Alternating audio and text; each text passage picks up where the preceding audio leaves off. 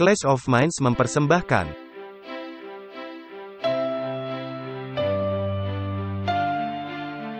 Walter Veith, Martin Smith, Martin Luther, tahun 1517. Konsili Trent, tahun 1545. Luka Parah, tahun 1798. Kebangunan Rohani Besar, tahun 1844. Ensiklikal Rerum Novarum, tahun 1891. Konsili Vatikan II, tahun 1962. Paus Francis, tahun 2013. Ensiklikal Laudato Si Perawatan Rumah Kita Bersama, tahun 2015.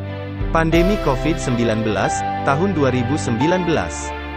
Pemilihan Presiden Amerika Serikat, tahun 2020. Perang Rusia melawan Ukraina, tahun 2022. WhatsApp Prof 166, dari sakit ke sehat, Tuan Tanah yang tidak hadir, bagian 2. Selamat datang kembali, dalam episode lain WhatsApp Prof. Hai Walter. Hai Martin. Anda terlihat cukup hangat. Ya, saya sedang mengatur suhu tubuh. Ya, cuaca kita agak berubah di sini. Saya tidak tahu, mereka menyebutnya perubahan iklim. Itu selalu terjadi di sepanjang tahun. Ya, saya menyebutnya musim dingin. Kita akan lanjut dengan diskusi menarik mengenai Tuhan yang tidak hadir. Tapi mari kita buka dulu dengan doa. Bapa kami di surga, merupakan hak istimewa bekerja untukmu. Ya Tuhan, kami mengetahui akan datangnya banyak serangan. Kami mengetahui bahwa kami bisa mengandalkan Engkau untuk segala sesuatunya. Kami memohon kiranya Engkau memberkati pikiran kami, mencerahkan pikiran kami dengan Roh Kudus-Mu. Dan pimpin diskusi ini, di dalam nama Yesus, amin. Amin. Kita mengalami akhir pekan yang menarik, Martin. Ya, sangat sibuk. Dengan semua rekaman dan program WhatsApp Prof, kita juga mengadakan penjangkauan ke berbagai tempat sepanjang akhir pekan. Pada dasarnya mengadakan pertemuan kemah distrik. Kita ada 170 orang. Sebetulnya, sekitar 250 orang, cukup indah. Nah, untuk sesaat mereka beranggapan saya tidak bisa melakukannya, karena saya sakit. Tetapi Tuhan membuat mukjizat. Dia melakukan beberapa mukjizat. Dan ada 2 orang di sisi saya. Setelah setiap ronde tinju, mereka datang dan memberi saya garam untuk dihirup. Dan sedikit tamparan di kiri dan kanan. Menyuntikkan sesuatu ke vena saya, lalu kita pergi. Saya rasa banyak orang mendengar akan hal ini, dan merasa khawatir, kita mendapatkan ribuan email. Saya tidak tahu mengapa pohon anggur begitu kuat. Ini seperti api liar. Dan kami akan tunjukkan 1, 2 gambar, kita ada di panggung, Walter juga ada. Kita mengucap syukur kepada Tuhan, untuk berkat dan mukjizat, dan kita terus lanjut. Kita akan terus maju, kita tidak akan berhenti. Hanya karena Dia pikir Dia bisa mencegah kita melakukan apa yang harus kita lakukan, benar. Dan hal yang menarik, di WhatsApp Prof yang sebelumnya, di mana kita berdiskusi mengenai Ayub, jika Tuhan membunuh saya.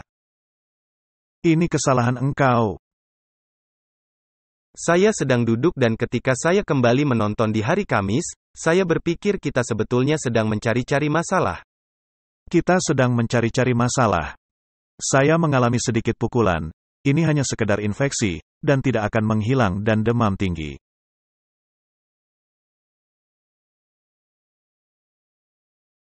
Tetapi Allah menyembuhkan saya, dan kita pergi dan kita bisa melakukannya. Dan sampai sekarang, saya masih dibungkus selimut. Kami membantu agar bisa lebih bugar. Setidaknya, infeksinya berhenti. Saya bersyukur kepada Tuhan untuk hal itu. Kita mesti melewati semua hal ini. Karena di masa yang akan datang, akan timbul kesulitan-kesulitan. Ini sulit, dengan banyaknya orang-orang yang datang, dan mereka bersemangat. Dan iblis mencoba mencegahnya. Tetapi Allah Maha Kuasa dan Dia turun tangan. Dan cara Allah menolong dan peristiwa yang terjadi, sungguh luar biasa, dan itu adalah sebuah titik temu. Orang-orang datang bersama-sama, dan berdoa. Ini bagus. Dan memang Allah memakai keadaan seperti ini, untuk mengumpulkan umat-umatnya terhubung kembali. Ya, mungkin ada beberapa slide yang dapat kita tunjukkan. Ya, kita akan tunjukkan beberapa foto dalam pertemuan kemah, dengan kami berada di panggung. Ini merupakan skenario yang sangat berbeda, dan kita tidak tahu dan mesti terus berimprovisasi. Kita mesti duduk, agar tetap kuat, tetapi ini berjalan dengan baik.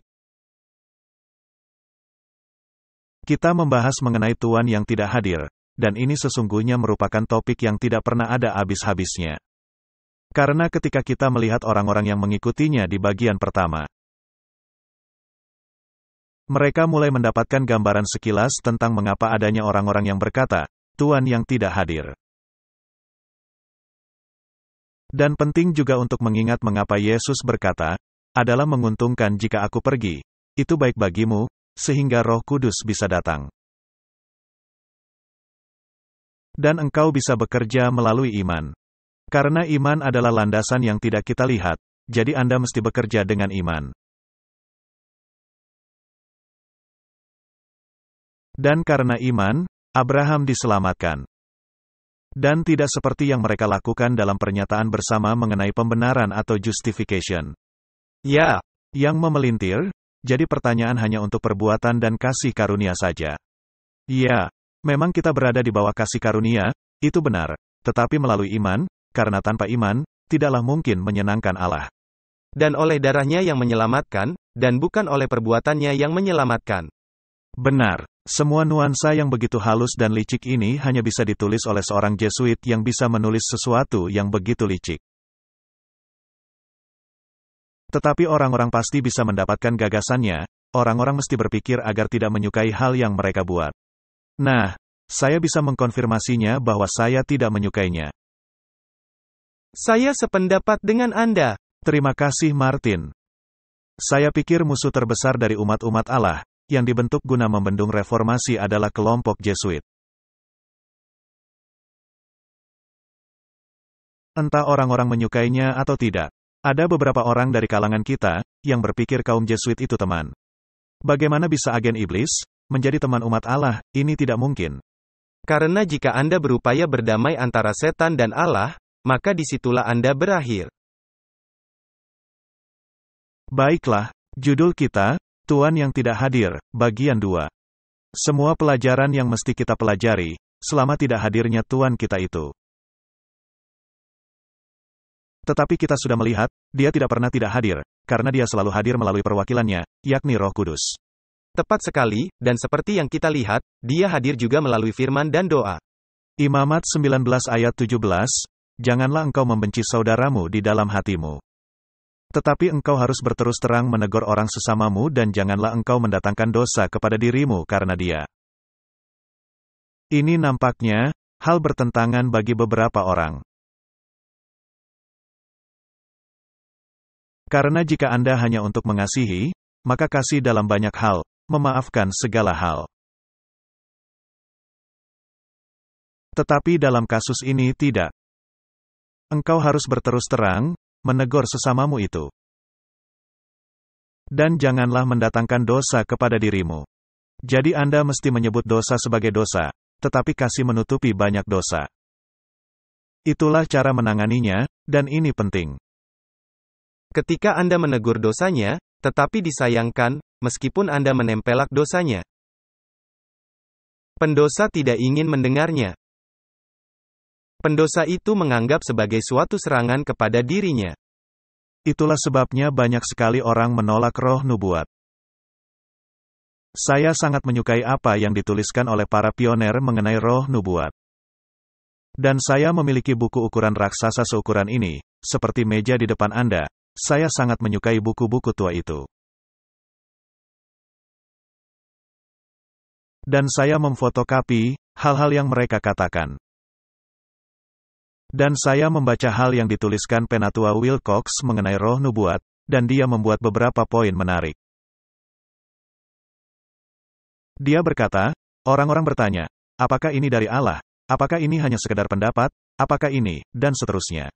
Apakah ini hanya untuk zaman Ellen White, dan tentunya tidak berlaku di zaman kita. Dan semua alasan-alasan ini. Dan dia memakai contoh Samuel. Samuel dipanggil sebagai seorang anak kecil, ia masih anak-anak ketika ia dipanggil ke dalam jabatan kenabian.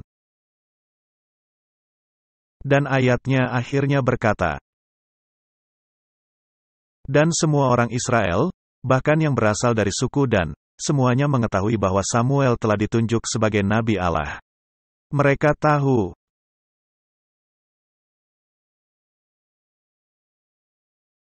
Jadi, ketika seseorang telah dipanggil untuk jabatan kenabian, dan yang telah ditunjuk untuk bekerja dalam jabatan kenabian, apakah kemudian Anda selalu menanyakan ketika dia berkata sesuatu? Apakah ini nubuatan, atau bukan nubuatan? Mengapa Anda melakukan hal itu kepada roh nubuat? Harusnya sama. Ellen White sudah ditunjuk, dan ketika sudah ditunjuk, sama seperti Nabi Hulda. Maka apa yang dikatakannya, lebih baik Anda mendengarkannya. Maka berhentilah menolak otoritas yang tak terbantahkan. Dan semua nuansa ini dan perubahan dalam teologi ini yang dipermasalahkan oleh orang-orang, begitu menjengkelkan. Saya berbicara kepada seorang muda, dalam kemah pertemuan. Dan dia sangat terganggu, karena ahli-ahli teologi di lembaga kita bersikeras bahwa terjemahan Alkitab baru itu benar.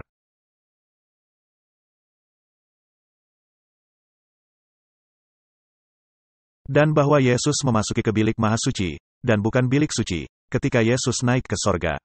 Sekarang itu sudah kuno. Dan itu tentu saja adalah teologi palsu. Mereka mendapatkannya dari Alkitab terjemahan baru. Bahkan dari Alkitab terjemahan New King James. Dan itulah sebabnya mereka menyalahkan Alkitab King James. Tetapi Alkitab King James, secara benar telah diterjemahkan dari sumber aslinya. Sedangkan Alkitab lainnya, diterjemahkan secara salah, entah mereka menyukainya atau tidak. Dan hal lainnya, Alkitab King James selaras dengan roh nubuat, yang menyatukannya. Semua pionir setuju dengan masalah ini. Seharusnya begitu. Dan tahukah Anda, mengapa mereka tidak menyukainya?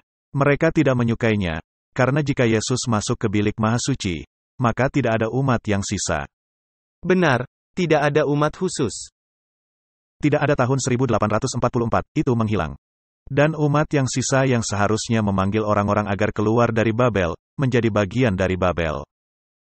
Terutama Kristen yang bercampur. Benar, dan duduk dalam konsili oikumene yang bertujuan untuk menyatukan seluruh negara kekristenan, dan berpikir Anda baik-baik saja. Karena Anda mendasarkan teologi Anda kepada tumpukan abu. Jadi Anda menghilangkan penghakiman penyelidikan, menghilangkan tahun 1844 dan juga umat yang sisa. Benar. Jadi saya berdiskusi dengan orang muda ini, dan ia ingin tahu, apakah harus melanjutkan studinya atau malah lebih disesatkan oleh orang-orang ini.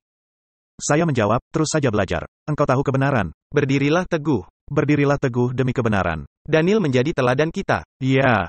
Daniel berada di tengah-tengah Babel, pergi keluar dan beritakan kebenaran. Dan biarkan saja ahli-ahli teologi itu pergi ke kiri, atau ke kanan, jika bukan berasal dari Allah, mereka tidak akan bergerak kemanapun. Amin. Mengapa kita mengalami hal ini, Martin? Karena ini merupakan cara Allah dalam menempatkan orang-orang. Dia membencinya, ini menyesatkan, dan merupakan penipuan. Baiklah, jadi Allah telah memimpin suatu umat, bukan sebagai Tuhan yang tidak hadir, malahan Tuhan yang sangat hadir. Allah bahkan memberikan karunia nubuatan bagi gereja yang sisa. Allah telah menuliskan dalam Alkitab bahwa hal ini akan terjadi, tetapi orang-orang tidak menganggapnya.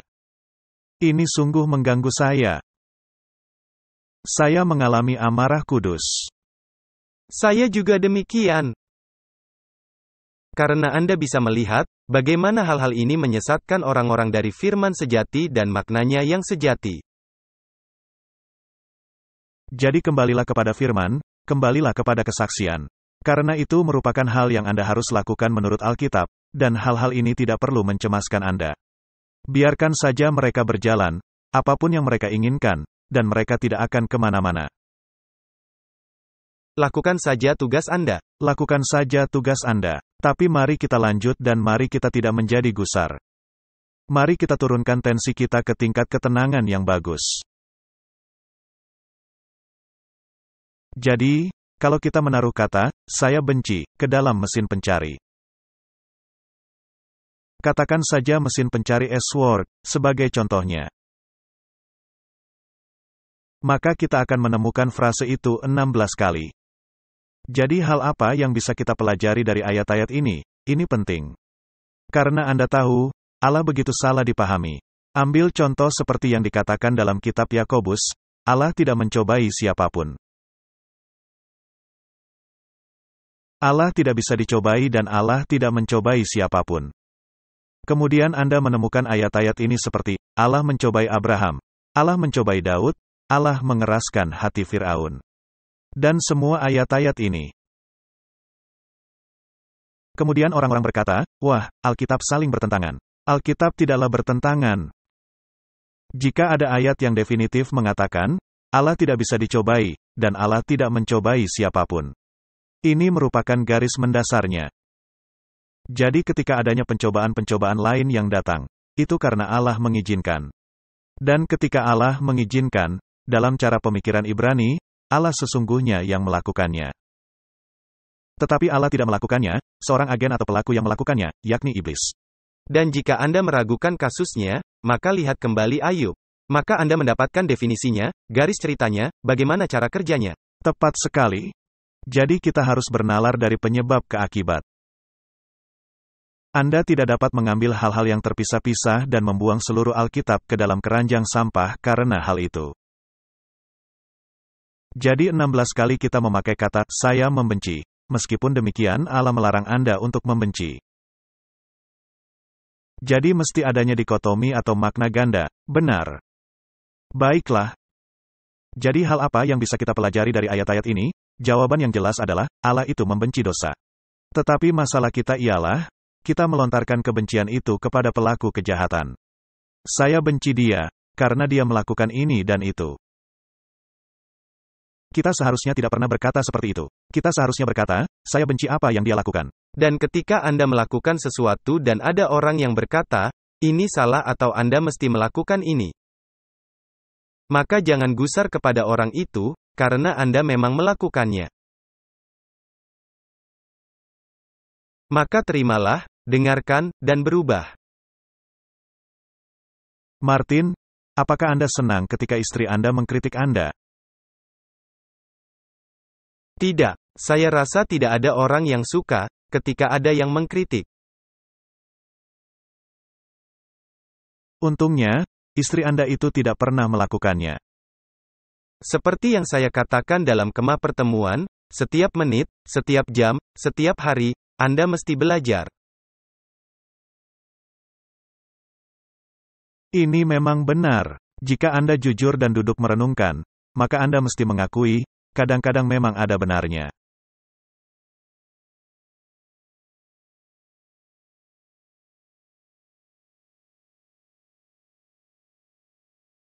Baiklah, kita tinggalkan saja. Mengenai apa ayat-ayat ini? 1 Raja-Raja 22 ayat 8. Jawab Raja Israel kepada Yosafat. Masih ada seorang lagi yang dengan perantaraannya dapat diminta petunjuk Tuhan. Orang itu ialah Mika bin Yimla. Tetapi aku membenci dia, sebab tidak pernah ia menubuatkan yang baik tentang aku, melainkan malapetaka. Kata Yosafat, janganlah raja berkata demikian. Wah, ini kedengaran familiar. Jadi dia mendapat tempelakan. Tetapi pada dasarnya, hal inilah yang dilakukan oleh umat manusia. Mereka melontarkan kebencian mereka kepada seseorang. Hal yang sama terjadi antara Raja Ahab dan Nabi Elia. Elia menegur Ahab dengan berkata, engkau pembuat masalah di Israel, dan Ratu Izebel membencinya. Dan mengatakan, dia akan membinasakannya. Ya, memang Izebel masih membenci Elia modern, dan ingin membinasakannya. Ya, ini tanda-tanda yang kita dapat. Ini ditujukan kepada kita, dan siapa yang mengatakannya, kita mengatakannya, tapi dari mana itu berasal? Ya, seperti apa yang kita katakan di awal tadi tentang apa yang diajarkan oleh beberapa teolog akan menyebabkan gejolak. Dan jika menimbulkan gejolak, biarkan saja, karena ini adalah kebenaran. Dan masalahnya ialah, ini ditujukan kepada hal yang kita katakan. Tetapi hal yang kita katakan itu alkitabiah. Jadi amarah yang ada, yang ditujukan kepada kita, sebetulnya ditujukan kepada sumbernya. Benar. 2 Tawarid 18 ayat 7, jawab Raja Israel kepada Yosafat. Masih ada seorang lagi yang dengan perantaraannya dapat diminta petunjuk Tuhan. Jadi ini ayat yang sama. Tetapi aku membenci dia, sebab tidak pernah ia menubuatkan yang baik tentang aku. Nah Martin, jika dia tidak pernah menubuatkan yang baik tentang raja, mengapa raja tidak duduk dan merenungkannya? Apa yang mencegah umat manusia untuk duduk dan merenungkan akan hal ini? Karena Anda tidak mau memikul tanggung jawab, dan Anda merasa tidak bisa bersalah. Dosa pemberontakan adalah sama seperti dosa bertenung. Dan roh nubuat mengatakan, saya meragukan apakah pemberontakan murni bisa disembuhkan.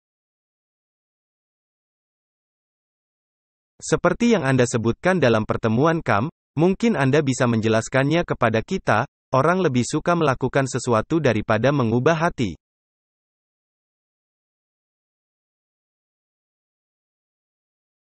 Ya, mereka sangat menyukai ritual.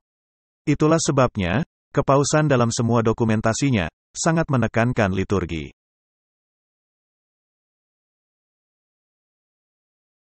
Liturgi ialah segala hal yang terjadi dalam suatu peristiwa gereja, dan yang bukan memberitakan firman Allah.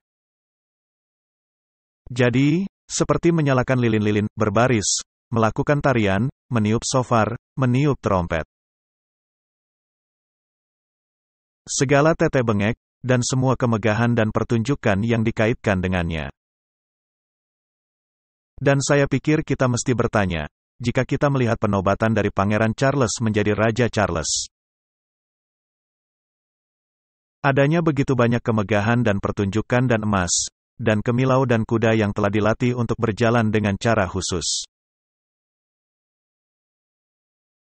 Dan semuanya sangat memberi kesan, dan sama sekali tidak bermakna. Karena ini tidak memimpin kemanapun, tapi orang-orang sangat terkagum-kagum dan mengalami pengalaman tanpa makna. Itu sama dengan yang Anda katakan. Jadi sekarang, ketika melakukan semua ritual ini, maka Anda akan duduk dan merasa lega, dan merasa tidak perlu melakukan apa-apa. Saya sudah baik sekarang, saya sudah ke gereja, dan sudah mendengar trompet.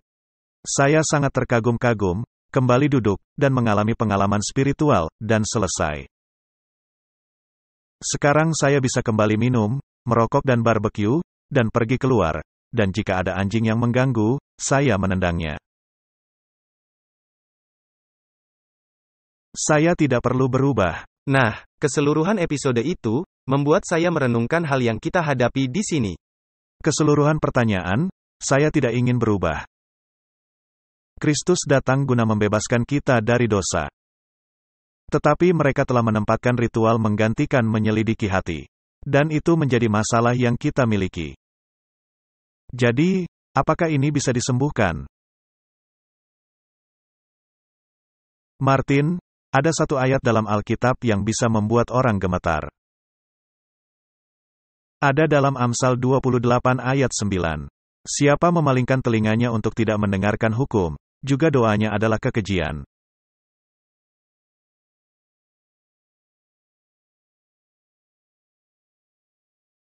Bagaimana pendapat Anda, Martin? Saya pikir, jika kita benar-benar merenungkan akan ayat ini sungguh menakutkan. Betapa mudahnya kita merendahkan standar, atau berkompromi, dan sementara berkompromi, kita pergi meninggalkan hukum. Saya pikir, Allah memiliki belas kasihan kepada orang-orang yang secara murni tidak memahami, karena mereka telah disesatkan. Karena jika memang Anda tidak mengetahuinya, maka Allah tidak memperhitungkannya. Tetapi ketika Anda tahu bahwa secara sengaja Anda melanggar hukum Allah, atau melanggar Taurat, yakni firman atau hukum, maka doa Anda menjadi suatu kekejian. Dan itu memunculkan hal-hal seperti pelayanan pembebasan. Kita mendapatkan tanggapan, ketika Anda memberikan komentar tentang pelayanan pembebasan. Dan adanya sejumlah orang yang merasa terganggu dengan cara kita menanganinya. Tetapi kenyataan yang ada Martin, beberapa pelayanan pembebasan yang ada, mari kita melihatnya dengan sederhana. Memberitakan Injil merupakan pelayanan pembebasan. Itu benar. Jadi kita tidak menentang pelayanan pembebasan. Harus dalam konteks yang benar. Harus dalam konteks yang benar. Memberitakan Injil merupakan pelayanan pembebasan. Tapi jika Anda pergi dan adanya orang yang kerasukan, dan Anda datang dan membuat suatu pidato berapi-api, dan memerintahkan iblis untuk pergi.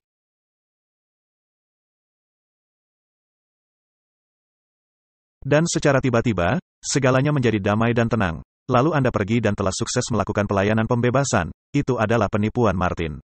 Karena itu terkait dengan eksorsisme, praktik pengusiran roh jahat. Itu memang adalah eksorsisme, praktik pengusiran roh jahat, karena jika Anda memalingkan muka untuk tidak menurut hukum, maka doa Anda merupakan kekejian. Anda tidak bisa pergi dan melakukan pelayanan pembebasan, tanpa menanyakan suatu pertanyaan amat penting. Apa yang Anda lakukan dalam hidup Anda? Apakah ada hal yang menghalangi antara Anda dan perlindungan Allah? Apakah ada hal yang Anda izinkan dalam kehidupan Anda? Apapun itu, bisa saja Anda menonton televisi secara diam-diam. Anda bisa saja mempraktekkan kejahatan tersembunyi. Entah Anda melakukan kekerasan, entah Anda minum-minum, entah Anda terlibat perselingkuhan. Apapun itu, bisa hal besar, bisa hal kecil.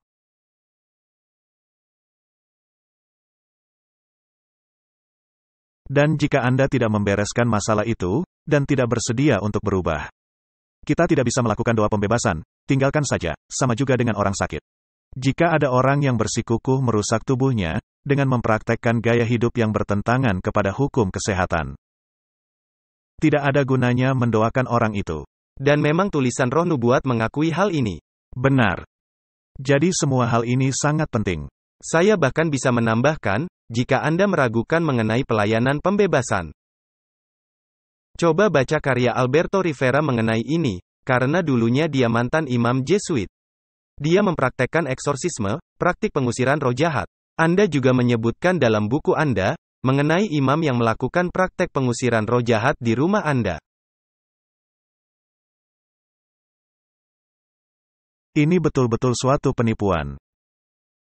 Tetapi nampak sangat nyata, sehingga Anda berpikir cara Anda menyelesaikan masalah dapat dibenarkan, karena penyebabnya telah dihilangkan. Tetapi Anda tidak membenahi apa yang menjadi masalah sejak awal. Itu adalah harapan yang palsu. Baiklah. Siapa memalingkan telinganya untuk tidak mendengarkan hukum, juga doanya adalah kekejian.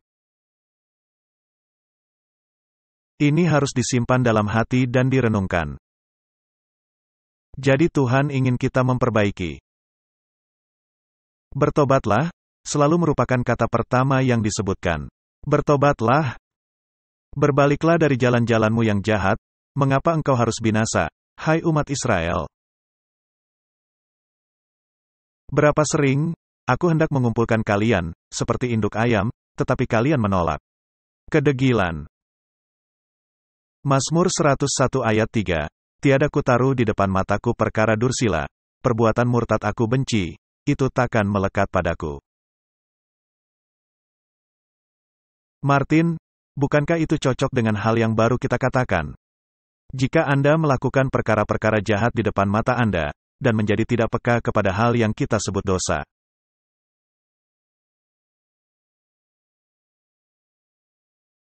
Kotak kecil itu. Kotak kecil itu, hal terbaik yang bisa kita lakukan terhadap kotak kecil itu, adalah membakar setiap sekring yang ada di dalamnya. Ini adalah kejahatan. Memang. Karena ini menyebarluaskan kejahatan dan membuat kejahatan menjadi hal yang dapat diterima. Setiap hal jahat dan buruk digambarkan dalam kotak itu. Buanglah kotak itu. Jika Anda ingin menonton sesuatu, tontonlah hal yang pantas, unduhlah sendiri. Itu dia. Jangan sampai ada umpan yang mengundang hal jahat kepada Anda. Berapa banyak dari kaum muda kita yang menonton TV series Lucifer? Bahkan umat pilihan menonton. Bahkan umat pilihan menonton, karena mereka mengikuti hati mereka yang jahat. Hati kita sangat licik dan penipu di atas segalanya. Kita mesti sangat berhati-hati kepada hal yang kita tonton, sehingga kita tidak dibawa kepada rasa aman yang palsu. Mazmur 119 ayat 104. Aku beroleh pengertian dari titah-titahmu, itulah sebabnya aku benci segala jalan dusta. Martin, apakah ada paralelisme di sini? Tentu saja ada paralelisme Ibrani. Hukum-hukum Allah memberitahu Anda hal yang benar dan memberi pengertian. Dan jalan-jalan palsu, mesti bertentangan kepada hukum-hukum Allah. Dan semakin Anda mempelajari hukum-hukum Allah dan menerapkannya, semakin Anda membenci jalan yang palsu. Benar. Barang siapa yang memalingkan mukanya untuk tidak mendengar hukum, maka doanya merupakan kekejian. Bukankah itu merupakan hal yang sama, dengan pengungkapan berbeda? Tetapi orang-orang tidak menyukainya. Benar. Kita tidak suka ketika kita harus merubah hal menjadi lebih baik. Itu merupakan hukum paling cemerlang yang pernah dirancang. 10 hukum kecil. Dan itu mencakup seluruh umat manusia. Jika Anda menghilangkannya, maka akan ada ribuan hukum hanya untuk menggantikan satu hukum. Ya, Anda tidak akan ingat hukum yang pertama, jika Anda mulai dengan hukum yang terakhir. Baiklah. Orang yang bimbang hatiku benci, tetapi Tauratmu kucintai. Apakah ada paralel di sini? Ya. Apakah merupakan tema berulang? Pastinya. Baiklah. Jadi, bagaimana bisa orang berkata, kita bisa menghilangkan hukum? Karena Anda bisa merasa lebih baik, dan melakukan apa saja tanpa rasa bersalah. Ya, seperti yang pernah kita katakan, hanya ada 4 agama di dunia. Hanya 4 agama, yang satu kebenaran, dan yang 3 dusta. Dan yang 3 agama itu, memiliki ribuan turunan, tetapi pada dasarnya, hanya 3 golongan. Yang pertama adalah agama naga. Kita sudah membahasnya. Agama naga berkata, apakah memang Allah berkata demikian? Jadi, dia menanyakan firman Allah dari kalimat pertama, pada mulanya Allah. Dia menanyakan dari situ, hingga ke ayat terakhir dalam kitab Wahyu. Itu adalah agama naga. Dan dikatakan, kamu pasti tidak akan mati. Pengajaran kebakaan jiwa, merupakan agama naga. Dan engkau akan sama seperti Allah. Dan itu juga mencakup setiap falsafah zaman baru di dunia, juga setiap falsafah spiritual. Lalu ada agama binatang. Ya, ini yang kedua. Ini yang kedua. Agama binatang berkata, Anda diselamatkan oleh perbuatan Anda. Anda tidak diselamatkan melalui iman dalam darah pendamaian Yesus Kristus. Jadi singkirkan saja Yesus Kristus, sebagai juru selamat satu-satunya dunia. Itulah, agama binatang. Itulah yang diajarkan paham Katolik. Yesus tidak pernah mati untuk Anda. Apakah Yudaisme percaya hal yang sama? Ya. Agama binatang. Itulah sebabnya mereka bisa membuat rumah keluarga Ibrahim. Benar. Dengan 3 agama, gereja Katolik sebagai pemimpin. Jadi marilah kita memiliki agama indah lapis 3, tetapi menaruh Yesus di luar pintu.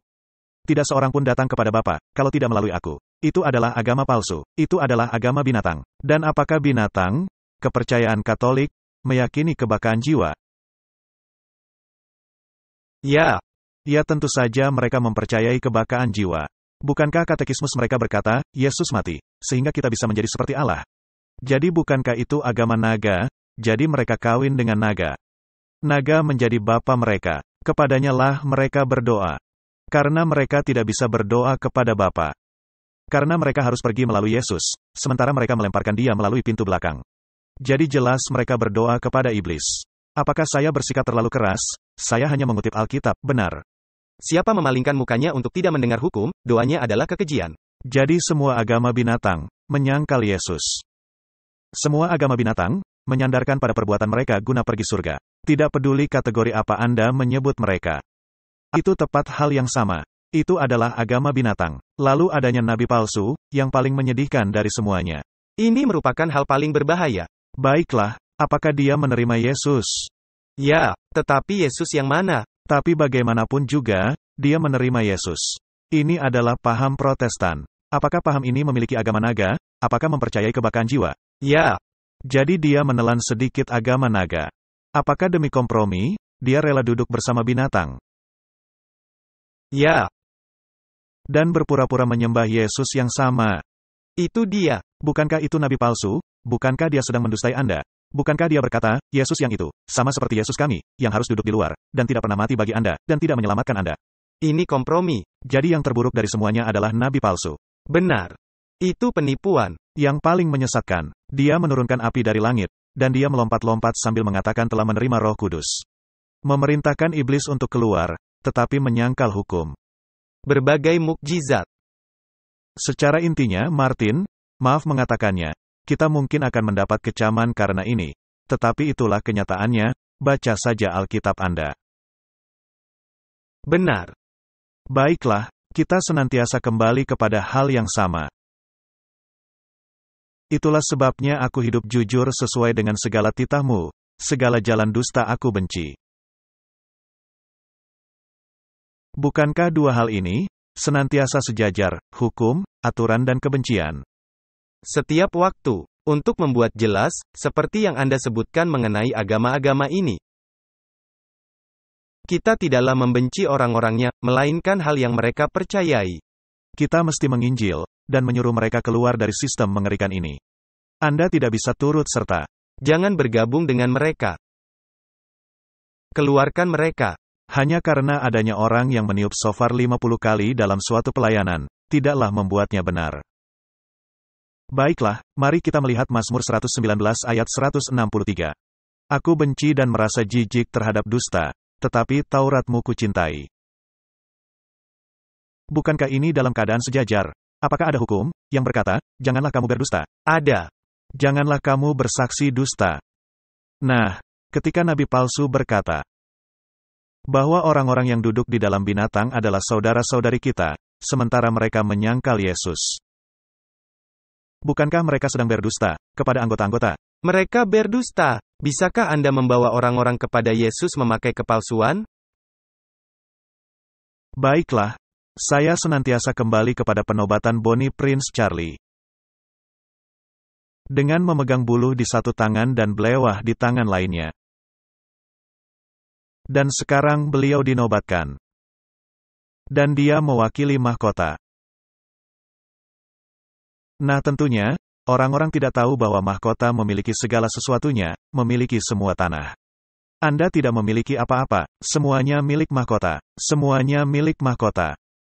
Tetapi mahkota telah diserahkan kepada Vatikan. Orang-orang mesti melihat ceramah lama, The Beamable Sustainable Princess, dan melihat hal yang sesungguhnya terjadi. Paus di Roma adalah orang yang memegang komando. Dan saya baru saja melihat artikel mengenai pemegang saham terbesar di seluruh dunia adalah Paus atau Vatikan. Dan artikel itu di tahun 1965, bayangkan saja betapa besarnya sekarang ini. Benar. Mungkin, Anda mesti menunjukkannya. Saya akan mencantumkan artikelnya. Cantumkan artikelnya. Taruh saja di sini. Saya juga mencantumkan linknya di kotak deskripsi. Jadi Martin, ini adalah penyesatan mengerikan. Dan ini didasarkan atas dusta, dan hanyalah dusta. Dusta kebencian. Dan mereka menyebut kebenaran sebagai ujaran kebencian. Itu benar. Mereka berani menyebut kebenaran sebagai ujaran kebencian, sementara mereka berdusta dari pagi hingga malam hari. Tetapi menurut kitab suci itu kenyataannya, entah Anda suka atau tidak suka. Mazmur 139 ayat 21 merupakan ayat yang rumit.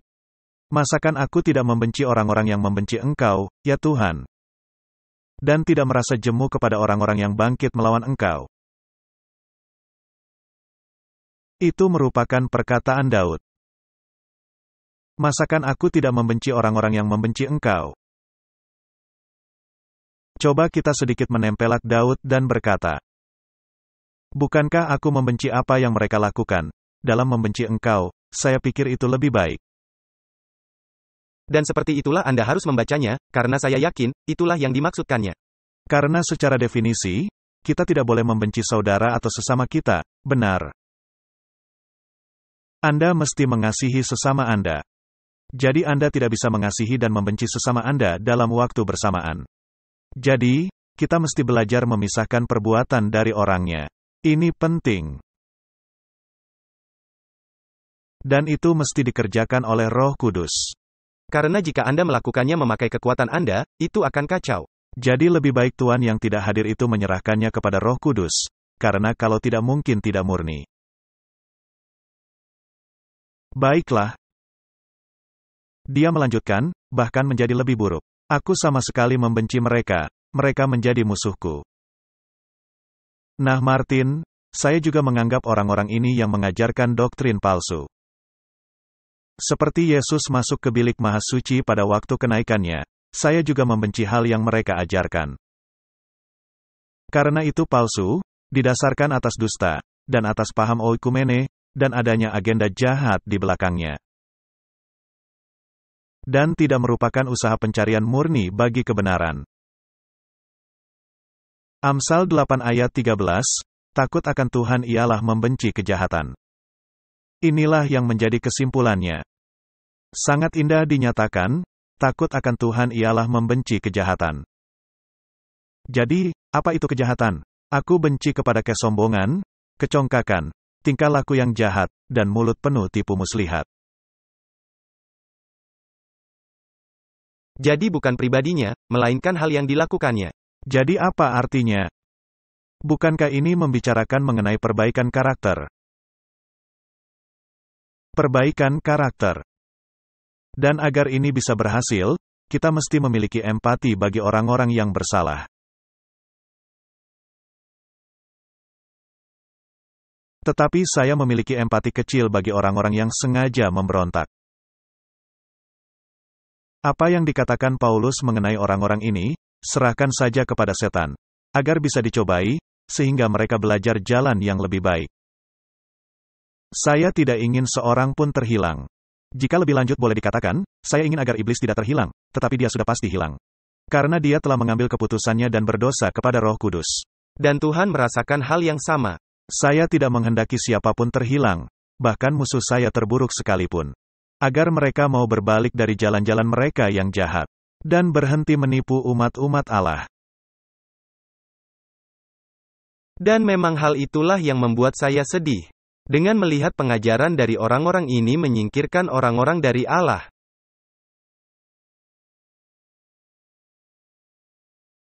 Benar.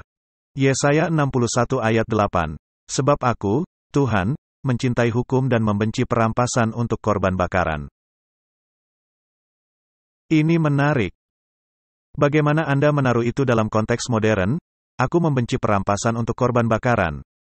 Dengan kata lain, jika Anda merampoki Allah dengan berpura-pura bahwa perbuatan Anda cukup baik, Allah membencinya.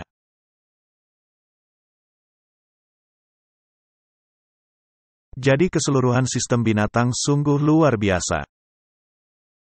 Karena menurut anggapan Anda, ketika melakukan ziarah, atau turut serta dalam misa, atau berdoa kepada orang kudus yang mati yang tak tahu apa-apa, atau menghadiri pertemuan arwah dengan orang kudus yang sudah mati, lalu digambarkan dalam televisi sebagai suatu tindakan amal, maka Anda mengalami masalah sangat besar, karena Allah melarang Anda untuk pergi kepada petenung di Endor, atau kepada Dewa Ekron.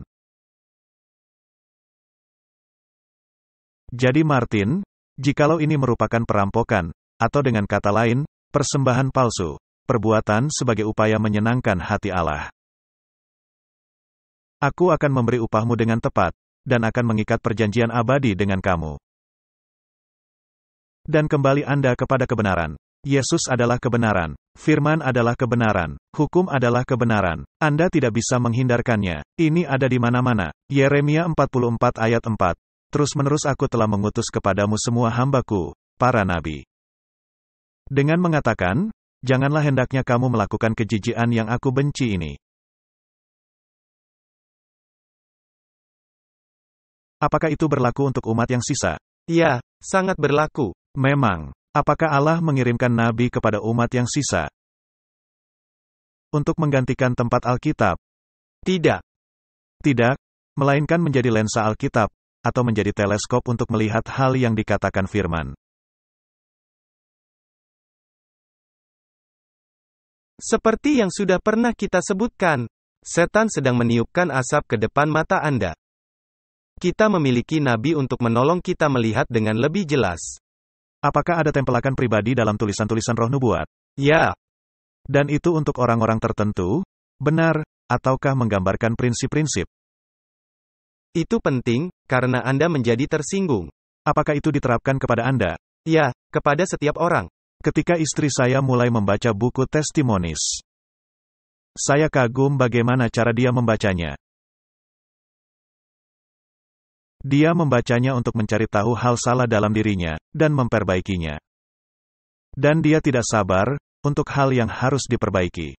Sedangkan orang lain membacanya, merasa tersinggung dan marah.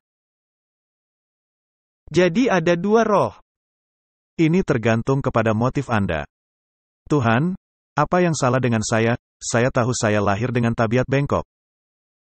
Dan lingkungan masa kecil saya tidaklah berbunga-bunga. Jadi apa yang bisa diharapkan? Tombak indah yang lurus, tidak. Tombak yang bengkok, yang harus diluruskan. Dan Allah memakai berbagai cara, berbicara melalui rohnya, dan melalui istri Anda, melalui anak-anak Anda, melalui teman-teman Anda.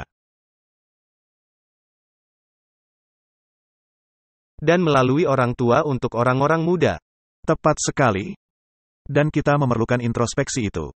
Tetapi masalahnya, jika kita kurang dalam meminta petunjuk Tuhan untuk hal yang salah, dan Anda mesti membaca tulisan roh nubuat dan itu sulit.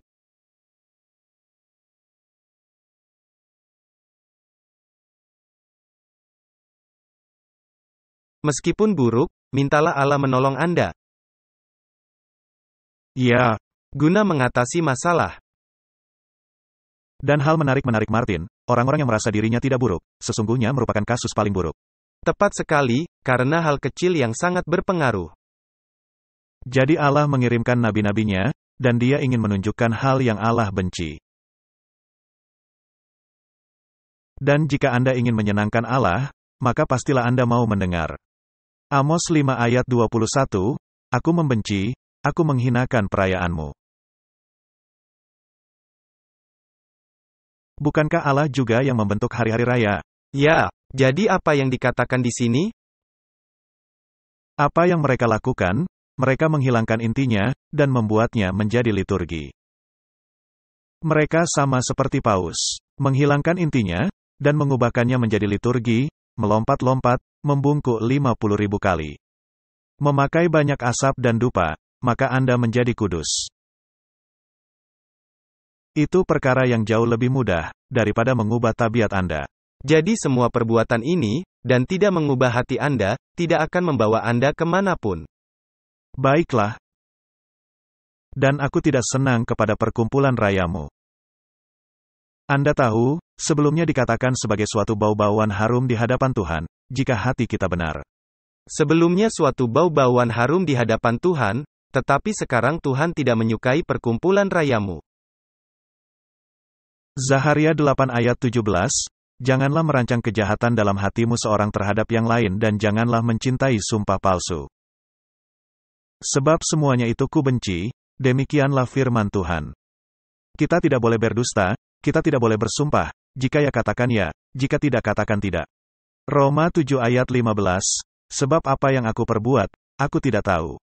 Karena bukan apa yang aku kehendaki yang aku perbuat, tetapi apa yang aku benci, itulah yang aku perbuat. Dia membicarakan mengenai sifat alami manusia. Dia membicarakan mengenai roh pemberontakan kita. Dan ini perlu diperbaiki. Dan ini perlu dibawa ke tukang pandai besi, yang menaruhnya ke dalam api dan memakai paron atau landasan dan palu. Yang artinya, tidaklah mudah dan mungkin terasa menyakitkan. Iya, banyak kesakitan Martin. Kita memerlukan hantaman terus. Dan ketika kita berpikir kita hebat, kita lebih memerlukan hantaman, benar. Sebab apa yang aku perbuat, aku tidak tahu. Karena bukan apa yang aku kehendaki yang aku perbuat, tetapi apa yang aku benci, itulah yang aku perbuat. Lalu dia menjerit dalam keadaan putus asa, siapakah yang akan menyelamatkan aku dari tubuh kebinasaan ini? Lalu adanya solusi, syukur kepada Allah. Jadi ada solusinya. Wahyu 2 ayat 15, demikian juga ada padamu orang-orang yang berpegang kepada ajaran pengikut Nikolaus. Hal yang kubenci. Para pengikut Nikolaus, mereka menentang hukum Allah. Ini kembali kepada hal yang sama. Selalu berulang-ulang, peperangan melawan Kristus dan hukumnya. Dengan kata lain, peperangan terhadap tabiat Kristus. Dan orang-orang Yahudi hanya bisa menentang tabiat Kristus, 3,5 tahun saja. Kemudian mereka mesti menyalibkannya. Sesungguhnya hanya sepanjang waktu itu umat manusia bisa menahannya. Tetapi setelah penyaliban, adanya orang-orang yang merenungkan akan hal itu. 3.000 jemaat ditambahkan hanya dalam tempo 1 hari saja. Jadi adalah mungkin untuk berubah. Tapi jika kita mengambil sejak masa itu, hingga 2000 tahun kemudian, tabiat Kristus telah menyebabkan banyak orang yang dibunuh. Ya, Karena kembali, mayoritas membenci tabiat itu. Anda lihat, iblis bisa memainkan nada dalam tabiat menyeleweng umat manusia. Karena ini selaras dengannya. Ini begitu mudah, dan iblis menyanyikan nada indah kepada mereka. Dan mereka semua mengikuti, sama seperti peniup seruling yang diikuti oleh tikus-tikus menuju kepada kebinasaan. Kita harus berbalik dan mengambil keputusan. Jadi Martin, hal yang kita katakan ialah, kita mesti memisahkan dosa dari pendosa. Dan betapa pentingnya, kita melakukan hal itu. Jika Yesus tidak memisahkan dosa dari pendosa, apakah dia akan datang, dan mati bagi kita? Tidak. Dia tidak akan punya alasan. Apakah Yesus mau duduk bersama pemungut pajak dan pelacur? Tidak. Dia hanya akan duduk di ruang istana atau di Ka'bah bersama kaum Sanhedrin. Tepat sekali. Jadi Anda mesti memisahkan dosa dari pendosa. Katakan saja, ada orang yang menculik anak Anda, atau ada orang yang mencuri cinta suami atau cinta istri Anda. Apa yang Anda benci? Dosa atau pendosa? Nah Martin, hal ini terjadi kepada siapapun yang hidup di dunia ini.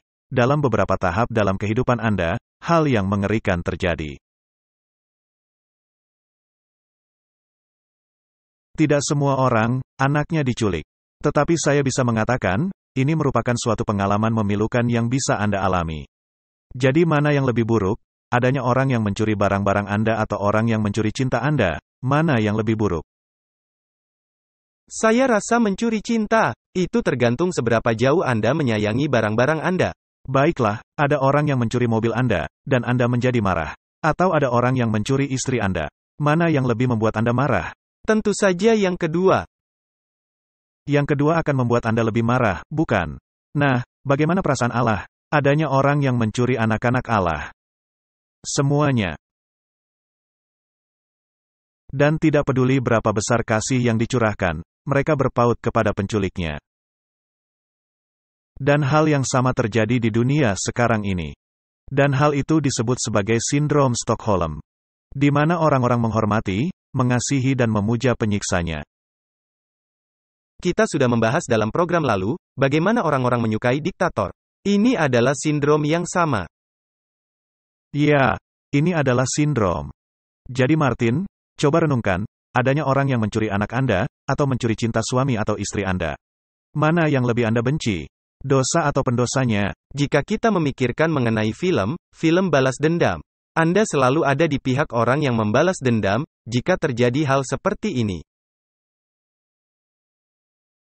Ya, karena Anda merasa itu adalah amarah kudus. Tetapi tidak. Itu sama sekali salah. Jika Yesus melakukan hal itu, semua kita sudah binasa. Baiklah, seberapa penting kita belajar untuk bertobat? Sangat penting, karena tanpa pertobatan, Anda masuk ke dalam kategori ini. Tanpa pertobatan, Anda tidak bisa melihat Allah. Adalah sangat penting agar Anda bertobat. Jadi apa kaitannya dengan Tuhan yang tidak hadir? Beritahu kita. Martin, jika dia hadir 24 jam sehari, 7 hari dalam sepekan di sekitar kita. Untuk terus-menerus memberitahu kita, apakah dia bisa berbicara kepada hati, atau kita hanya melihat saja? Kita hanya duduk dan terus mendengar saja. Jadi, kita mesti belajar sekarang melalui perwakilan Tuhan. Karena dalam hikmatnya, dia tahu satu-satunya cara agar bisa berhasil. Dan kita mesti melakukannya sekarang, sehingga ketika tiba waktu Tuhan menjemput kita, ini semua sudah diselesaikan. Ya, ini perlu diselesaikan, dan perlu diselesaikan selamanya. Karena Alkitab berkata, dosa tidak akan muncul kedua kali. Dan Tuhan tidak akan mengubahkan tabiat Anda ketika Dia datang. Ini harus diubahkan sekarang. Martin, banyak hal yang mesti dibicarakan mengenai akhir zaman, dan hal yang sedang terjadi di dunia.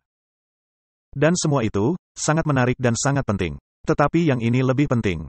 Tepat sekali. Dan saya pikir, itulah sebabnya Tuhan sudah memimpin diskusi kita dalam cara ini. Selama 4 pekan, 5 pekan lalu. Materi ini sudah ada dalam pikiran kita, dan Tuhan sudah menunjukkan untuk membahasnya. Waktu tinggal singkat saja, singkat saja. Kita mesti mengizinkan Tuhan mengubahkan kita. Lukas 5 ayat 32 berkata, Aku datang bukan untuk memanggil orang benar, tetapi orang berdosa, supaya mereka bertobat. Dan pembebasan, tanpa pertobatan, tidak ada artinya. Lukas 15 ayat 7, Aku berkata kepadamu, demikian juga akan ada sukacita di sorga karena satu orang berdosa yang bertobat.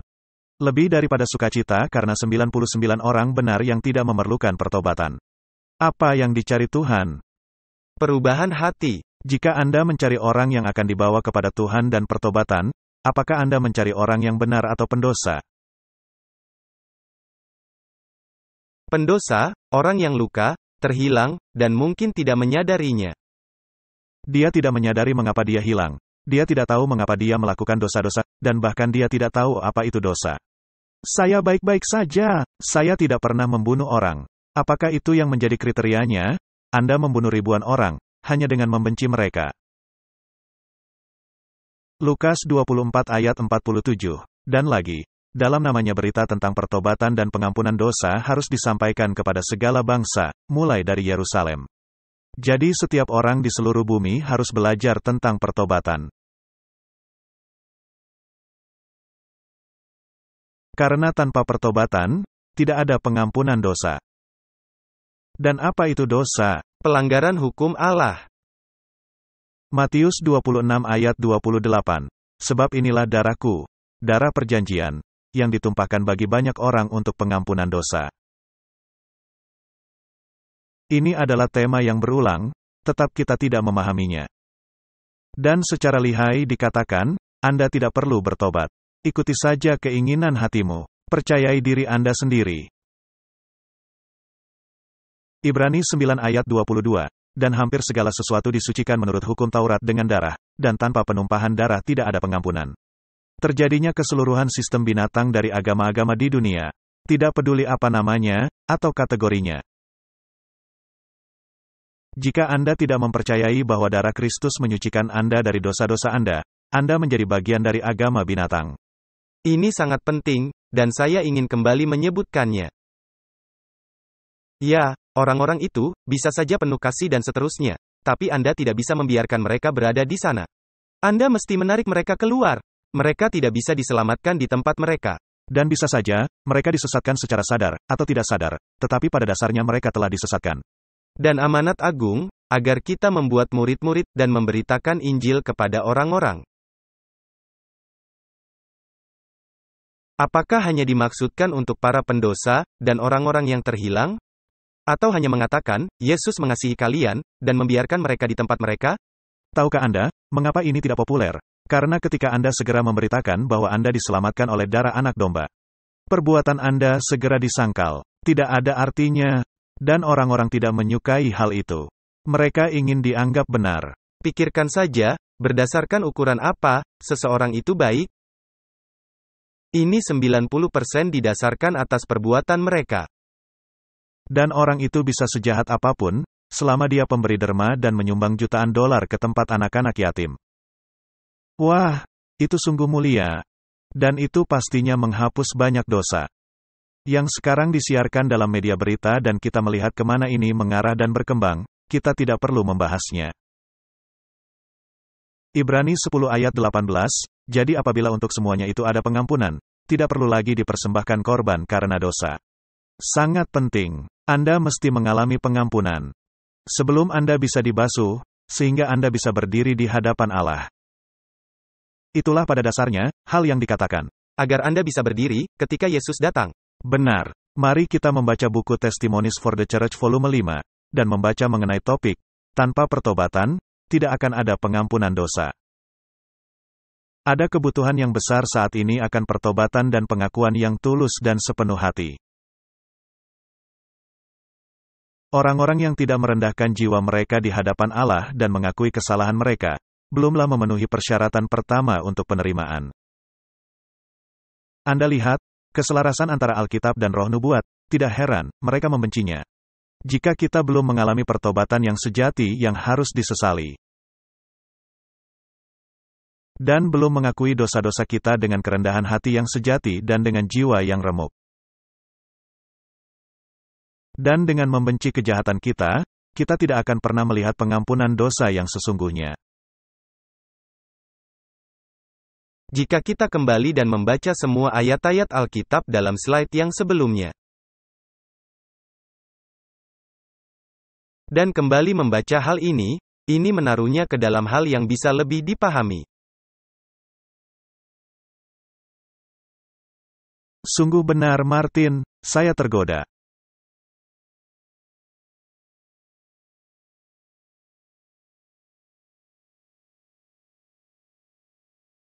Saya tahu kita sudah membahas hal ini ribuan kali. Kita membuka kitab Matius pasal 5. Ayat 3. Berbahagialah orang yang miskin di hadapan Allah, karena merekalah yang mempunyai kerajaan sorga. Dan kemiskinan yang dibicarakan di sini, ialah kemiskinan yang benar-benar miskin. Lebih buruk daripada janda dengan uang sepesernya yang terakhir. Anda tidak memiliki apapun. Dengan kata lain, jika Anda menyadari bahwa Anda bangkrut, sama sekali tidak memiliki apa-apa, itu merupakan langkah pertama untuk diberkati.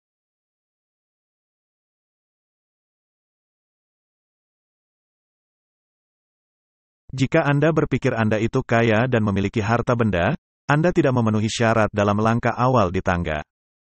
Anda mesti kosong, agar bisa diisi. Berbahagialah orang yang miskin di hadapan Allah, Anda menyadari kebangkrutan Anda. Berbahagialah orang yang berduka cita, karena mereka akan dihibur. Berduka cita untuk apa? Untuk keadaan Anda yang berdosa.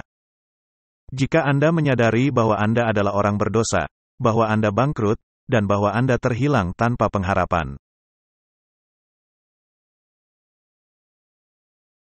Itu merupakan persyaratan nomor 2. Dan Anda mesti bersedih untuk hal yang sudah Anda lakukan, keadaan Anda di masa lalu dan di masa sekarang.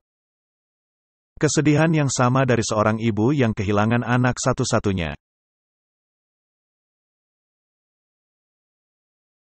Itu persyaratan nomor 2. Kemudian Anda harus menurunkan kesombongan Anda. Berbahagialah orang yang lemah lembut, karena mereka akan memiliki bumi.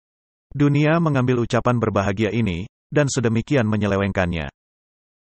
Sehingga tidak mencerminkan rencana keselamatan sama sekali, melainkan meninggikan manusia. Dan para pembuat perdamaian, secara tiba-tiba menjadi politikus. Yang duduk bersama Epstein di pulau mereka di sela-sela aksi.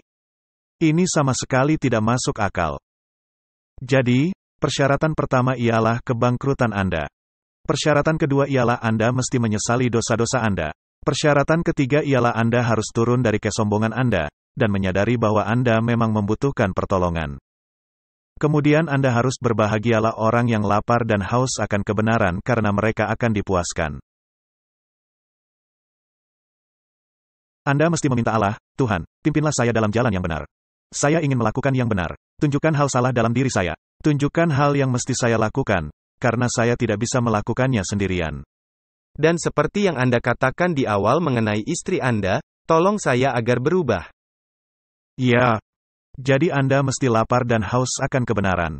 Anda harus menyadari bahwa keadaan Anda yang dulu bukanlah bagaimana Anda harus hidup.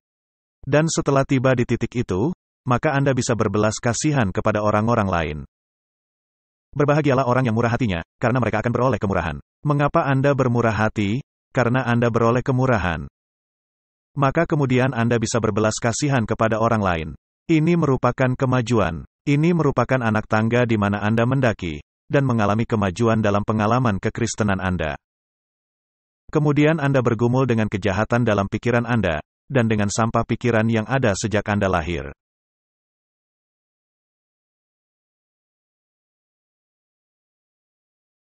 Kemudian Anda berkata, Tuhan, saya tidak tahan lagi. Saya ingin memiliki pikiran murni. Saya tidak lagi menginginkan pikiran-pikiran ini. Itulah sebabnya, kita akan mendapat suatu bahasa baru di sorga. Karena semua kata-kata jahat yang ada dalam bahasa sekarang harus dihilangkan. Dan meskipun ada kata-kata bagus, dijadikan konotasi jahat. Mereka memutarbalikannya dan menggandakannya dan mengubahnya menjadi jahat dan keji. Jadi kita akan mendapat bahasa yang baru. Bagi orang-orang yang berpikir bahwa bahasa Jerman akan menjadi bahasa sorga, saya menjawabnya, tidak. Demikian juga bahasa Inggris, tidak. Bahasa Afrikaans tentu juga tidak, karena adanya kata-kata keras. Dan merupakan bahasa terbaik untuk menumpahkan amarah, memakai bahasa Afrikaans. Benar. Harus ditiadakan. Jadi kita mesti meminta Tuhan untuk memberi kita kemurnian hati. Dan Martin, jika Anda mendapatkannya, maka kemudian Anda bisa menjadi pembawa damai. Dan kemudian, Anda tidak bisa menjadi pembawa damai jika Anda sombong. Dan Anda mesti mengetahui arti sejati damai. Orang yang penuh damai, hanyalah mereka yang mencintai Taurat Tuhan. Jadi ketika Anda tidak menyertakan hukum dalam upaya perdamaian Anda sedang mempraktekkan hal yang sia-sia. Apakah mereka menyertakan hukum Allah dalam upaya perdamaian mereka? Tidak. Justru sebaliknya, bahkan mereka menyangkalnya. PBB mengupayakan perdamaian, tetapi tidak ada hukum Allah yang disertakan. PBB dirasuki pengajaran paham okult, yang berdasarkan pengajaran oleh Elis A. Bailey dan Teologia Blavatsky, yang meninggikan Lucifer. Apakah ada perdamaian atau hukum dalam hal-hal tersebut? Tidak satu pun.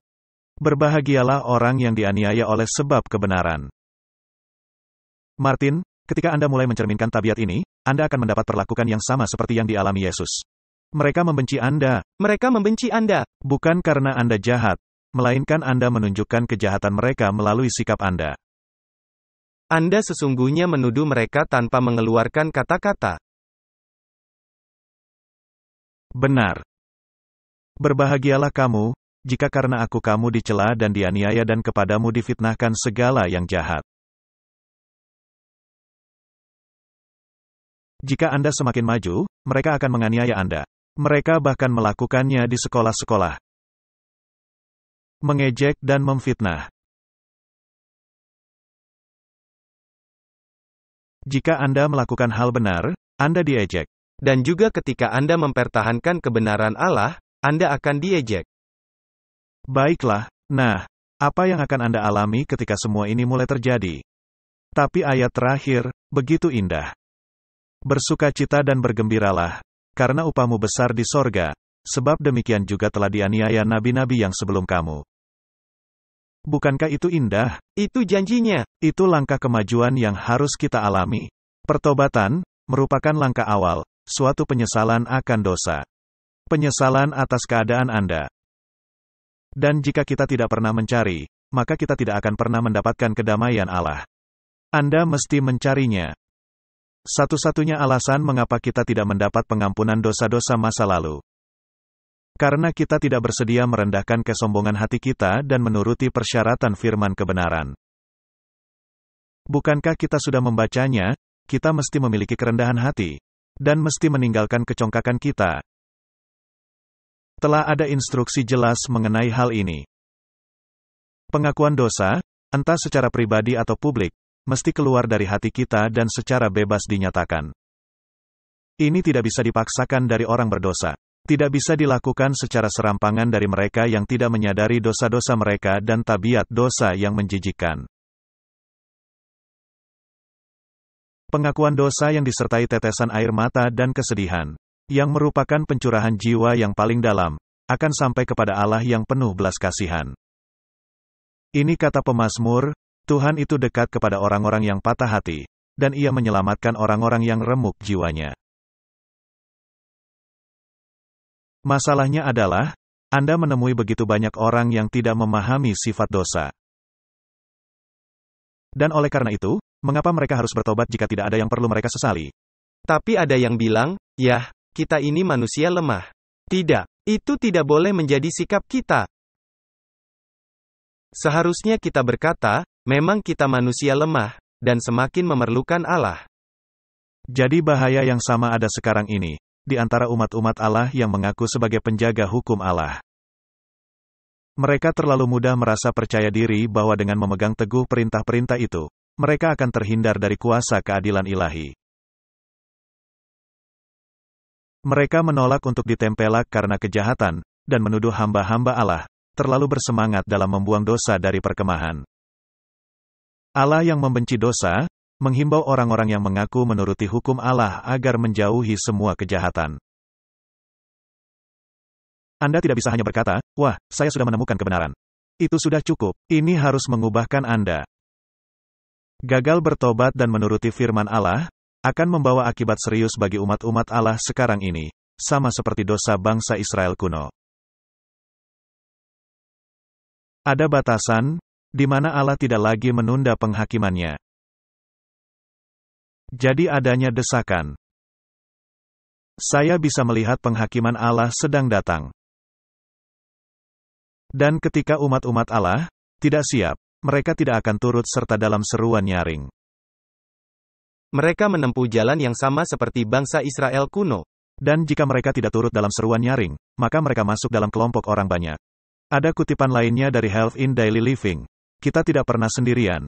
Entah kita memilih dia atau tidak, kita memiliki pendamping.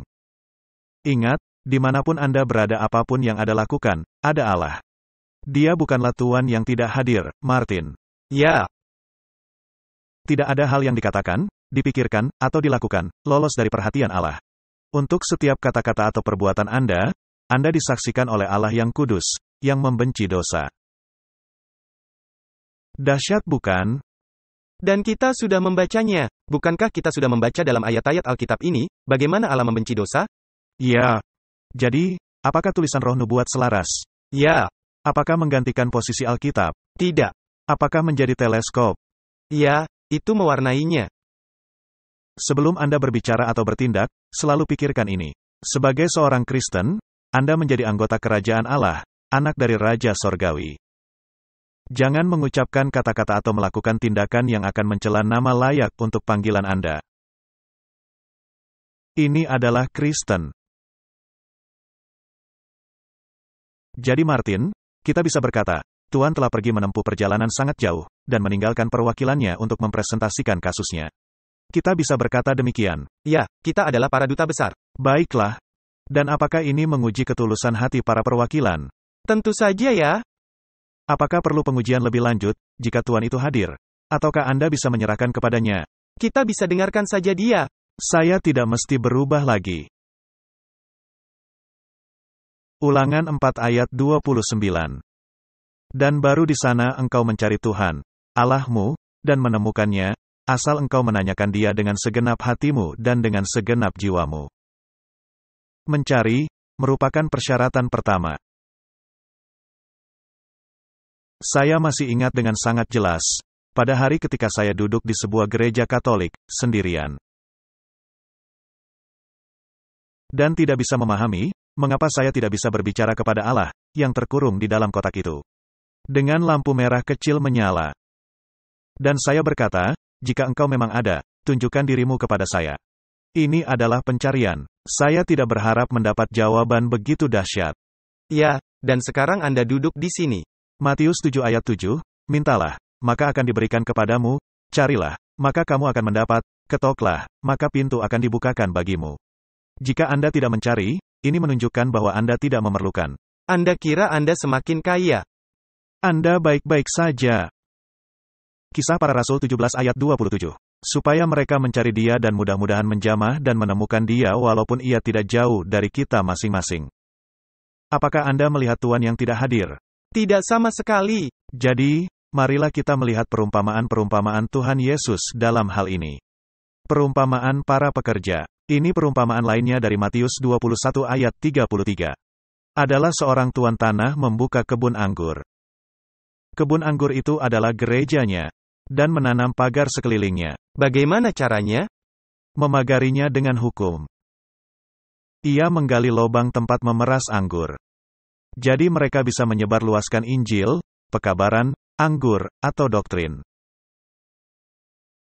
Dan mendirikan menara jaga di dalam kebun itu. Dengan kata lain, ini adalah mudah dilihat, jelas, orang-orang mesti mengetahuinya. Ini tidaklah disembunyikan di bawah gantang. Kemudian ia menyewakan kebun itu kepada penggarap-penggarap, lalu berangkat ke negeri lain. Dia menjadi tuan yang tidak hadir. Segala sesuatunya ada. Ketika hampir tiba musim petik. Ini adalah musim panen Martin, ini sekarang. Ia menyuruh hamba-hambanya kepada penggarap-penggarap itu untuk menerima hasil yang menjadi bagiannya. Tetapi mereka sibuk dengan binatang dan dengan nabi palsu, mengadakan perjanjian perdamaian tanpa Kristus. Tetapi penggarap-penggarap itu menangkap hamba-hambanya itu. Mereka memukul yang seorang, membunuh yang lain dan melempari yang lain pula dengan batu. Ini berbicara tentang para nabi. Kemudian Tuan itu menyuruh pula hamba-hamba yang lain, lebih banyak daripada yang semula, tetapi mereka pun diperlakukan sama seperti kawan-kawan mereka. Akhirnya ia menyuruh anaknya kepada mereka, katanya, anakku akan mereka segani. Tetapi ketika penggarap-penggarap itu melihat anaknya itu, mereka berkata seorang kepada yang lain, ia adalah ahli waris, mari kita bunuh dia. Supaya warisannya menjadi milik kita. Mereka menginginkan warisan, tetapi tidak tabiatnya. Tepat sekali, mereka hanya ingin warisannya, tetapi tidak mau merubah hati. Bukankah tepat seperti ini hal yang terjadi? Ini merupakan suatu perumpamaan paling menyedihkan di dalam Alkitab. Ya. Mereka menangkapnya dan melemparkannya keluar kebun anggur itu, lalu membunuhnya. Maka apabila tuan kebun anggur itu datang, apakah yang akan dilakukannya dengan penggarap-penggarap itu? Kata mereka kepadanya, ia akan membinasakan orang-orang jahat itu. Dan kebun anggurnya akan disewakannya kepada penggarap-penggarap lain. Jadi Allah akan mengambilnya dari bangsa Israel, mereka menjatuhkan hukuman kepada diri mereka sendiri. Dan Allah memberikannya kepada bangsa-bangsa bukan Yahudi. Dan sekarang kita sudah mencapai titik di mana bangsa-bangsa non-Yahudi melakukan hal tepat sama seperti bangsa Israel. Mengorbankan Kristus demi perdamaian. Sebuah kerajaan bumi yang disesalkan, yang dilandaskan kepada sistem pembuangan yang tidak memadai.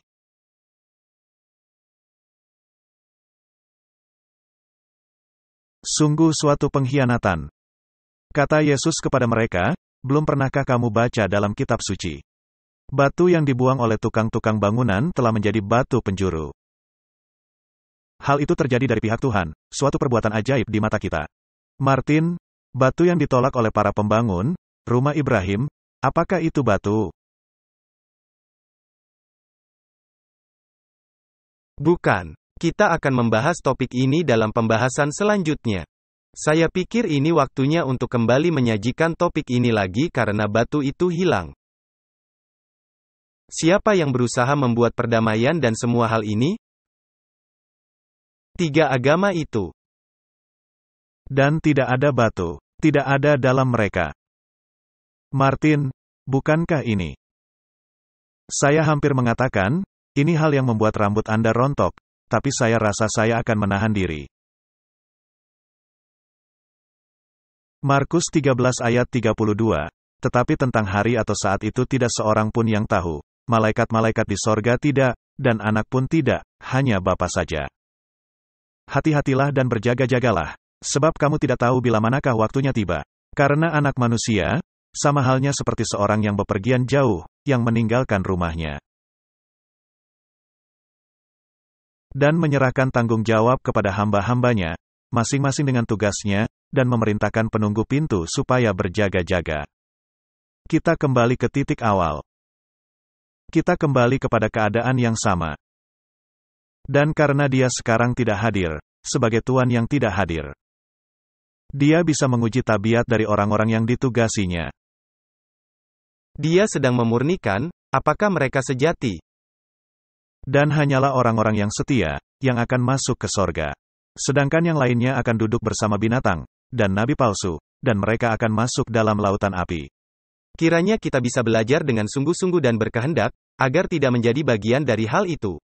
Bukankah Alkitab mengatakan, bersama dengan binatang dan nabi palsu dalam lautan api? Apakah Anda mau ke sana? Tidak, itulah sebabnya kita harus mulai belajar dan memahami hal ini. Karena itu berjaga-jagalah, sebab kamu tidak tahu bila manakah tuan rumah itu pulang. Menjelang malam, atau tengah malam, atau larut malam, atau pagi-pagi buta. Supaya kalau ia tiba-tiba datang jangan kamu didapatinya sedang tidur. Apa yang kukatakan kepada kamu, kukatakan kepada semua orang, berjaga-jagalah. Bukankah kita semestinya menjadi para penjaga di tembok Sion? Ketika Anda melihat, semua hal ini terjadi. Ketika Anda melihat di depan mata Anda, upaya pembangunan rumah Abraham, dan upaya mendorong oikumene besar-besaran, sedangkan batu itu tergeletak di situ, bukankah itu mengejutkan? Tentu saja. Ketika Anda melihat gereja dan negara mulai bersatu, apakah Anda masih mau berada di sisi politik? Tidak. Jadi bagaimana para perwakilan bersikap, jika kepentingan diri sendiri merasuki, dan kita diperingatkan mengenai para pezinah? Amsal 7 ayat 1, Hai anakku, berpeganglah pada perkataanku, dan simpanlah perintahku dalam hatimu. Ini pagar, bukan, berpeganglah pada perintahku, dan engkau akan hidup, ini pagar. Simpanlah ajaranku seperti biji matamu. Temanya selalu berulang, tetapi tidak ada orang mau mendengar. Tambatkanlah semuanya itu pada jarimu, dan tulislah itu pada loh hatimu. Katakanlah kepada hikmat, engkaulah saudaraku, dan sebutkanlah pengertian itu sanakmu. Supaya engkau dilindunginya terhadap perempuan jalang, terhadap perempuan asing, yang licin perkataannya. Ini adalah gereja palsu. Itu adalah kesepakatan Abraham. Ini adalah perempuan jalang. Oikumenisme. Karena batu itu tergeletak begitu saja. Itu tidak bisa dibangun dengan pondasi yang benar, karena batunya hilang, jadi jangan dengar perempuan jalang ini. Karena ketika suatu waktu aku melihat-lihat, dari kisi-kisiku, dari jendela rumahku. Kulihat di antara yang tak berpengalaman, kudapati di antara anak-anak muda seorang teruna yang tidak berakal budi. Anak-anak kecil.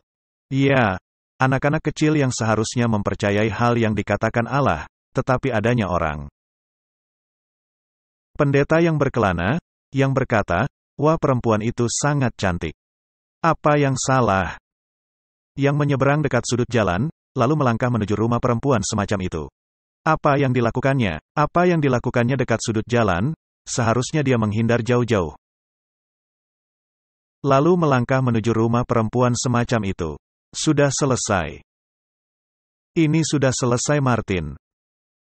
Jadi Martin, ketika dikatakan, yang menyeberang dekat sudut jalan, lalu melangkah menuju rumah perempuan semacam itu. Saya gemetar ketika memikirkan orang-orang pergi menuju ke rumah perempuan jalang itu dan berkata, wah kami hanya perwakilan saja. Menjadi sahabat, apa yang engkau lakukan di sana? Pada waktu senja, pada petang hari, di malam yang gelap. Semua hal ini terjadi, di belakang pintu tertutup. Maka datanglah menyongsong dia seorang perempuan, berpakaian sundal dengan hati licik. Cerewet dan lihat perempuan ini, kakinya tak dapat tenang di rumah.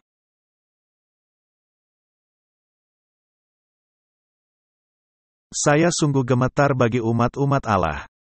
Kita tidak bisa bersatu dengan satu dari tiga agama yang Anda bicarakan. Menjauhlah daripadanya. Sebentar ia di jalan dan sebentar di lapangan dekat setiap tikungan ia menghadang. Perempuan ini berada di setiap dunia oikumene. Perempuan ini berada di dunia politik. Perempuan ini berada di dunia keagamaan. Perempuan ini berada di dunia okult. Perempuan ini berada di mana saja Martin. Bagai sulur kecil, duduk dalam posisi lotus, dan Jesuit berpura-pura sebagai Hindu, sedangkan aslinya Jesuit. Mereka berpura-pura sebagai apapun, sejauh bisa membujuk orang-orang muda, untuk datang dan melihatnya.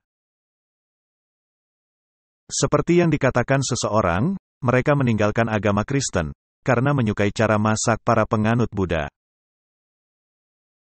Masak saja cara mereka, mengapa harus meninggalkan batu penjuru? Aku harus mempersembahkan korban keselamatan dan pada hari ini telah kubayar nazarku itu. Jadi dia memiliki konotasi keagamaan. Itulah sebabnya aku keluar menyongsong engkau, untuk mencari engkau dan sekarang ku dapatkan engkau. Selamat datang dalam konsili oikumene.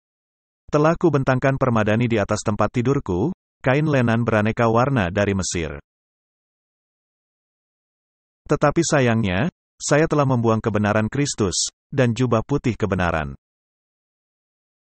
Kain lenanku berasal dari Mesir. Bukankah mereka selalu ingin datang ke Mesir? Bukankah mereka mencari para pemimpin, guna memimpin mereka kembali ke Mesir? Pembaringanku telah kutaburi dengan mur, gaharu dan kayu manis. Datang dan bergabunglah dalam misa. Marilah kita memuaskan berahi hingga pagi hari, dan bersama-sama menikmati asmara. Karena suamiku tidak di rumah. Dia menjadi tuan yang tidak hadir. Biar saya merawat engkau. Ia sedang dalam perjalanan jauh. Martin, sungguh suatu perangkap mengerikan. Dan Alkitab begitu jelas dan tegas memberitahu semua hal-hal ini, namun meskipun demikian, mereka tetap pergi. Sekantong uang dibawanya, ia baru pulang menjelang bulan purnama. Jangan khawatir, saya memiliki banyak uang. Saya telah menanam modal di setiap perusahaan ekonomi besar di bumi. Saya memiliki vaksin, dan segala sesuatunya untuk membuat Anda senang dan memberi Anda uang, dan untuk membuatmu menjadi budakku. Aku memiliki segalanya. Berapa banyak uang yang kau inginkan? Engkau ingin menjadi bintang rock? Akan kugulirkan jutaan dolar. Apakah kau ingin menjadi bintang? Ikuti keinginan hatimu. Lakukan apa yang kau inginkan. Itulah keseluruhan hukum. Percayai diri sendiri. Lupakan kantong uangnya. Pahalanya hanya akan datang nanti. Hadiah saya ada sekarang ini. Apakah saya terlalu berlebihan? Tidak. Tentunya Anda tidak berada dalam frekuensi ini, Martin. Saya berada dalam frekuensi Anda. Oh, baiklah. Bagaimana dengan talenta? Apakah talenta itu, sesuatu hal yang Anda lakukan, menjauhkan Anda dari Kristus? Tepat sekali. Jadi dia pergi dengan membawa kantong uang, karena dia berkata, hadiahnya ada bersama dia, ketika dia datang. Saya memberimu hadiahnya sekarang juga. Ia baru pulang menjelang bulan purnama, terlalu lama untuk ditunggu. Ayo, ayo datang kepadaku. Ia merayu orang muda itu dengan berbagai-bagai bujukan, dengan kelicinan bibir ia menggodanya. Maka tiba-tiba orang muda itu mengikuti dia seperti lembu yang dibawa ke pejagalan, dan seperti orang bodoh yang terbelenggu untuk dihukum. Keadaan yang mengerikan. Kita berada dalam kenyataan ini. Karena suamiku tidak di rumah, ia sedang dalam perjalanan jauh. Biarlah saya yang merawat engkau. Dan hal yang sama, dia berada dalam perjalanan sangat jauh. Sampai anak panah menembus hatinya. Seperti burung dengan cepat menuju perangkap, dengan tidak sadar, bahwa hidupnya terancam. Oleh sebab itu, hai anak-anak, dengarkanlah aku, perhatikanlah perkataan mulutku. Janganlah hatimu membelok ke jalan-jalan perempuan itu, dan janganlah menyesatkan dirimu di jalan-jalannya. Karena banyaklah orang yang gugur ditewaskannya. Berapa juta orang mati di abad pertengahan oleh karena dia. Dan jumlah jutaan lainnya yang tidak kita ketahui oleh rezim komunisnya dan yang lainnya. Sejarah yang mengerikan. Dan berapa banyak lagi yang akan menjadi korbannya, melalui tenungnya? Benar. Dan memang dia sangat sibuk dengan tenungnya. Farmasia merupakan topik kesenangannya. Janganlah hatimu membelok ke jalan-jalan perempuan itu, dan janganlah menyesatkan dirimu di jalan-jalannya. Karena banyaklah orang yang gugur ditewaskannya, sangat besarlah jumlah orang yang dibunuhnya. Rumahnya adalah jalan ke dunia orang mati, yang menurun ke ruangan-ruangan maut. Peringatan serius Martin. Peringatan serius, dan di sini dia menyatakan adanya Tuan yang tidak hadir. Karenanya dia akan mengambil alih perintah dan kendali. Dan memang sudah dilakukannya. Dan dengan peringatan sangat keras ini, kita akan mengakhiri pernyataan Tuan yang tidak hadir ini. Dan meminta Tuhan untuk memberi kita hikmat, untuk tetap tinggal dalam pagar yang Allah sudah sediakan. Dan tidak berjalan-jalan menuju ke rumah perempuan jalang, untuk melihat apa yang mereka lakukan, kemudian berunding untuk bersatu dengan dia.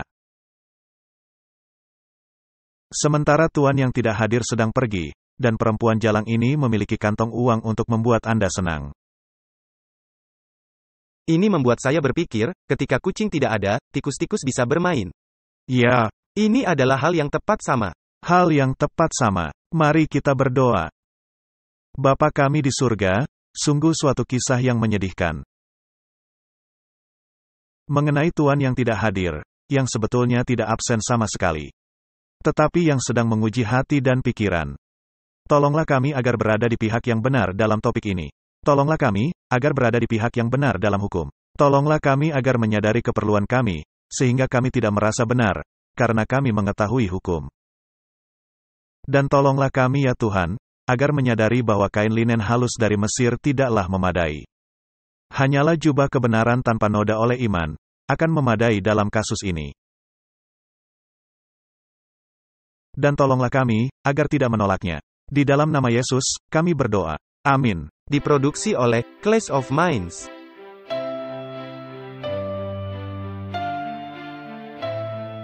Menampilkan pembicara, Walter Veit dan Martin Smith. Ucapan terima kasih yang tulus untuk dorongan semangat, doa-doa, dan sumbangan finansial melimpah. Untuk detail kontak.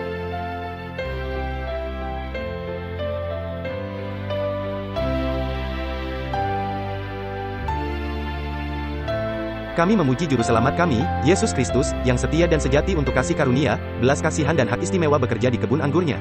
Untuk menggapai jiwa-jiwa bagi kerajaannya yang segera tiba.